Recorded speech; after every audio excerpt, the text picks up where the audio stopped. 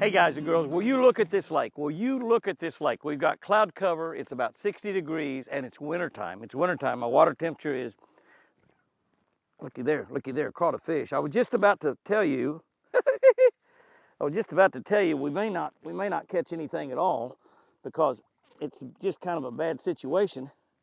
And we're gonna talk about spinnerbaits. Just, oh, look at that. Oh my goodness. This might, whoa, hey, settle down. It's gonna get a lot better in just a minute. Looky there. I was just about to make some sort of silly kind of excuse like we might not catch a fish at all because the water temperature is 46 degrees. It's been down to 40. It warmed up a little bit. This fish feels cold as ice.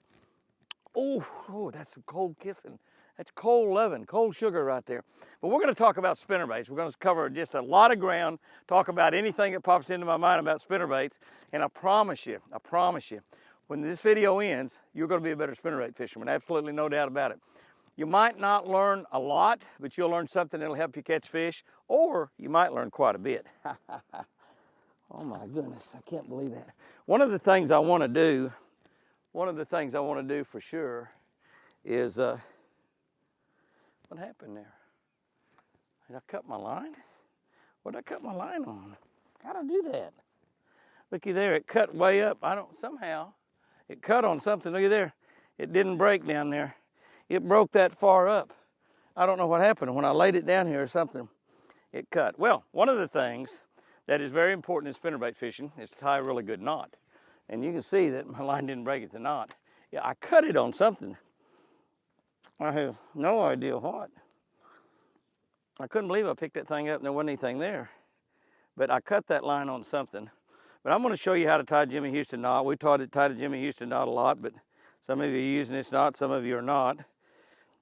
No pun intended. Some of you are using this knot, some are not. But I'm going to show you how to tie a Jimmy Houston knot because it's a pure 100% knot no matter what kind of line you tie it on. You can tie it on fluorocarbon, you can tie it on monofilament, you can tie it on braid. It's a pure 100% knot. Got a little kink there in the line. I don't really know what happened on that. I lifted that fish in. Everything was fine. But people have called it, some people said, oh, that's an old fisherman's knot. Well, I never heard that, I don't know. And I've heard other people call it other things, and you can call it anything you want, but we developed this knot, Ricky Green and I. Ricky Green was one of my very best friends, qualified for the first 13 Bassmaster Classics, qualified for, I don't know, 20 or 25 altogether probably. And just a tremendous fisherman, a great friend. I see my problem. I've got a busted eye. My little insert in the end of that rod right there is cracked. And that's what cut that line. That's why it cut way up there. And I'm gonna go ahead and use it. I probably shouldn't. I'm a little short on rods right now. But you can see, I mean, I got, like it broke 3 or 4 feet up there. And I knew it didn't break, I knew it cut. There wasn't any doubt in my mind about the fact that it cut. But Ricky Green and I used to go around for Berkeley Tri-Lane and do store promotions and seminars all over the country. And we went in a lot of stores. Oh, I tie this Jimmy Houston knot, by the way. And we developed this Jimmy Houston knot at those seminars. I've developed this knot. Actually, Ricky and I developed the trilene knot as well. You see it in the packages of trilene fishing line. The trilene knot, and I wanted to call that the Jimmy Houston knot. Ricky wanted to call it the Ricky knot. And so we showed trilene. They called it the trilene knot. I don't blame them.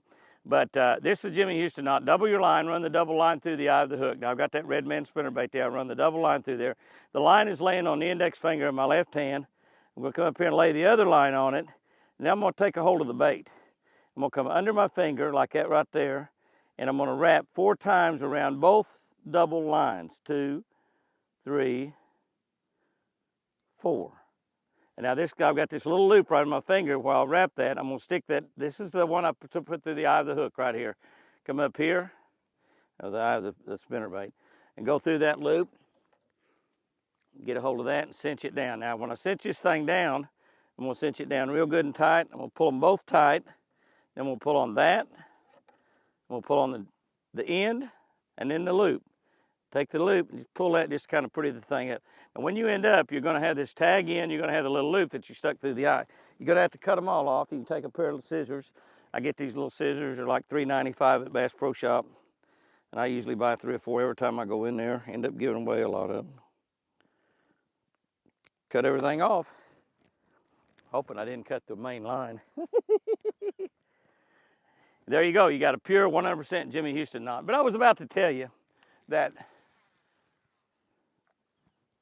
get on that line. I was about to tell you, and we're going to show you on the Garmin LiveScope what you need to do. I'm fishing over a lot of grass, and the fish have been down deep. I mean, we've been catching fish down, well, we've been catching them as deep as 25 and 30 feet, and they're not biting real well. We see a lot of them down there. I see a big fish swimming right here under the boat almost in just about 8 or 9 foot of water, and he just went down in the grass. I'm going to throw out there and drop my spinnerbait down. There's my spinnerbait going down. You watch that spinnerbait going down. You want to go down to the grass, and you want to spinnerbait if you're going to fish over grass. In cold water, you want to get down and you want to tick the top of that grass if you can. So I'm going to go down where I'm just about to lose that side of that bait. That was a nice big fish in there. But I'm gonna just show you right here. I'll have to pull around here just a little bit. You can look at that locator. You watch that locator now. I've got my ride height turret facing exactly straight out in front of the boat. And so I'm going to throw out just a little ways. We can see that bait. There's my bait falling. You can see it at the end of the screen. Now you watch that spinnerbait come through there. You see it coming through there, 30 feet away from the boat. I'm in the grass just a little bit.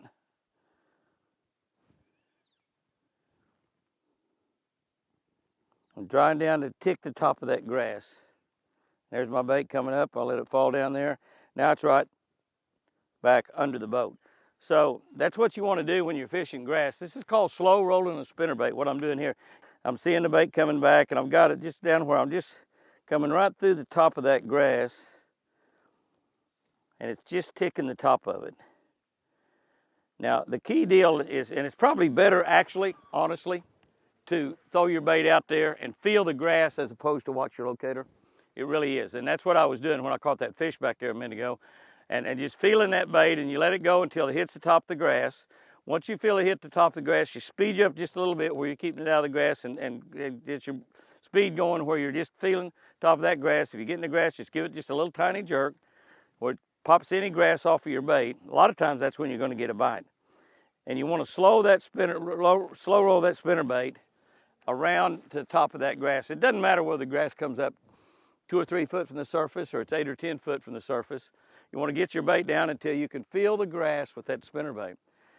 And when it's dead calm like this, when it's dead calm, the noise is amplified by that blade turning. It makes a real high-pitched sound down there, and it can draw those fish out of that grass. And like I said, you know, there's not a lot of fish biting right now. There's not many fish up in this shallow water. We're in 6 or 7 foot of water right now. The grass is coming up within 2 or 3 foot of the top. We're going to mess around in this old grass flat for a little bit and see what might happen. There's just simply not many fish here, but I want to show you exactly what you want to do over grass. And if you got a locator, you can watch your bait. That's all a lot of fun, particularly if you see one come out of the grass and grab it. It's a lot of fun. But you really want to learn how to do this by feel. You want to be able to feel that bait hit the top of the grass right there. So in other words, I just turn my reel handle a little faster to get it out of there, made a little small jerk with the end of the rod. And now I've got it down there where I want it, right over the top of the grass, making contact with the grass just a little bit. And that's a great way to fish it when the water's colder. Fish it late in the fall, wintertime like now. Many of the lakes that we fish have a lot of grass in them, and they got a lot of fish that stay in that grass year round. The fish I'm seeing come out of that grass all seem to be up close to the boat for some reason. There's my bait coming over that little clump. It comes over the clump. I'm going to drop it down a little bit, pop it out of the grass.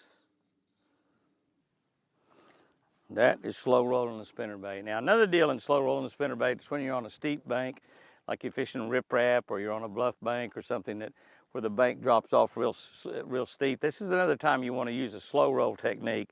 And when you're talking about slow roll, that just means simply turning your reel handle slowly rolling that bait, slowly rolling that bait. So if we're on a steep bank that dropped down, we're going to throw that bait out there, and we're going to try to visualize in our mind or watch on our LiveScope, watch that bait as it slow rolls down that bank. And Another great technique, obviously this time of the year. Steep banks seem to produce a lot of fish as you get into this time of the year. All those fish move to those creek channels, and they'll get to where they can move in a day's time when you have a bright sunshiny day or great conditions and water warms up a little bit, where they can move up real easily. They don't have very far to swim. They don't have to swim to that shallow water. They're already down deep, and they can just swim right up the bank and be up there, move from 20, 30 feet down, 25 feet down, move up to 8 or 10 foot or 5 foot or 2 foot or something like that real quickly if they want to. And a lot of times they'll do that to feed. Another thing that's really, really important if you are going to fish with a live scope, if you've got a live scope on your boat, is to know how far 30 feet is, 40 feet, 50 feet is, and kind of get that in your mind. You know, on land and when we're looking at something, we can tell, well, that's about 40 feet away or that's about 50 feet away. And one of the best ways to do it is to take your transducer, put it right straight in the front of the boat on your right height, and then throw your bait out there and watch where that bait hits. And wherever that bait hits in, you can see your bait fall.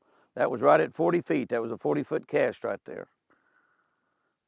Looking at this locator. Now I've got the bait. I'm dragging it down right at the top of the grass.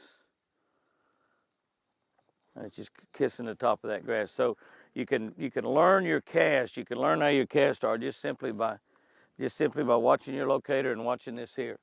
Watch that cast right there. I threw that one clear out to 55 feet. So that's a 55-foot cast right there. Where that swirl is out there is a 55-foot cast. And so then once you learn that, when you see fish out there and the fish is like 30 feet away and you want to throw past that fish by 10 feet, then you can know that as you throw out there, that bait hits and falls. That was 40 feet exactly right there, 40 feet. And you think about it in terms of football, that's only 13 yards. That's 13 yards is what 40 feet is. So when you're looking at that and thinking about that and you're thinking you see a fish out there 20 feet away, and often it's really important to throw out there and only hit, that right there was 20 feet where that bait hit right there. So if you saw a fish in close to the boat, that's a cast you want to make, is a cast out there that's only 15 or 20 foot like that. So practice that. Practice that and know where that is. And you can do that by simply putting that transducer, aiming the transducer wherever you want it, and then making your cast out there. And when you're in, if you're throwing a pretty good sized bait, you can actually see it hit up on top of the water too. See that bait hit and fall right there? Hit right out there at 35 foot. And now I'm just coming along, scraping the top of that grass with it. And not getting bit. Now that's a lot of fun, but that'll teach you how to relegate distance. And it's very important if you're going to fish with one of these to know, when you see that fish out there at 30 foot, to know exactly the kind of cast you need to make at that 30-foot level. That's one of the skill factors in this that sometimes people don't practice in. Sometimes I'll come out here and just simply practice making a cast and watching where that bait hits and knowing how far it is away from the boat. And you can also, you turn your transducer on, turn the transducer out this way. So I got my transducer out there. Now I want to see how far a cast is out there. And I don't know if I hit that or not. There, I hit it. That was a 43 or 44-foot cast. Drop the bait down, come over the top of the grass. There you go. That's exactly how you learn to do it. And it takes practice. You can't just come out here and be throwing, because most of the time we throw like that. That's off my screen right there. That's plumb off the screen. And we'll see that bait there. Now it's come back into the screen there. But that was a 55 or 60-foot cast. Ooh, that was a fish.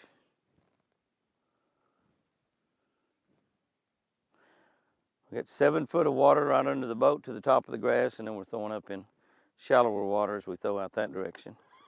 Ooh, a fish come up out. I saw a fish come up by that right by the boat. We'll throw out there. It's a little bit beyond where the locator is looking.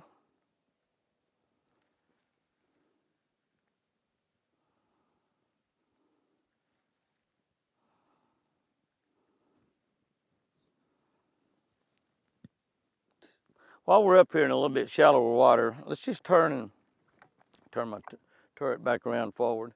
When I'm making any real movements with my locator, I like to keep my live scope pointing dead forward if I'm just driving around like this. So as I turn this motor, I know that my live scope is scoping that area right there.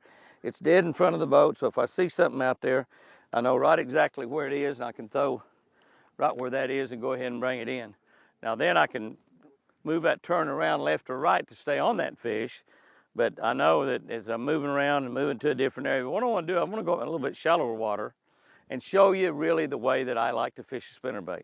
I've said for years that if you do nothing but fish a spinnerbait, either just before or just after it goes out of sight, you're going to catch a lot of fish. Now you might not be fishing the right depth all the time, but if you'll keep that spinnerbait where you can just barely see it or you barely lose sight of it, that's going to be a pretty good depth to fish. But on a calm day like this, let me show you something. I doubt if we'll get any bites doing it at all, but we're going to get up some really shallow grass that comes up really close to the top. And I doubt that there's any fish up there in it, but we'll make some. It's called waking or bulging a spinnerbait. And I'm telling you, it's really dynamite. Early in the morning, get my rod tip up now. The key to this, you see the wake coming in there? Looks like something swimming across the top of the water. The vibration is magnified the closer you get that bait to the top of the water. So the closer you are to the surface, the more noise or sound or vibration that bait creates.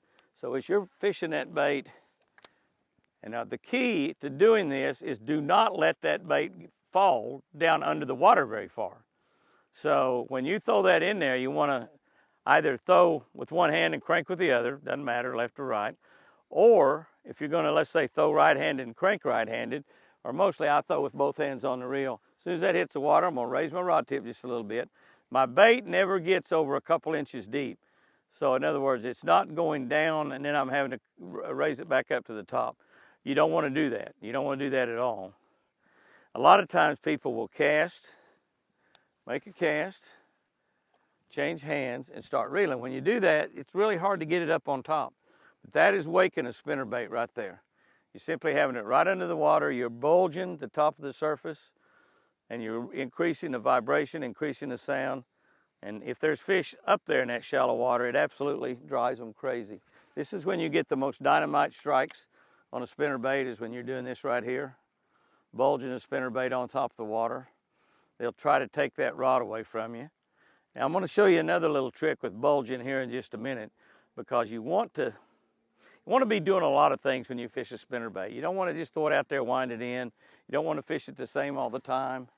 You want to be changing around until the bass tell you what they want.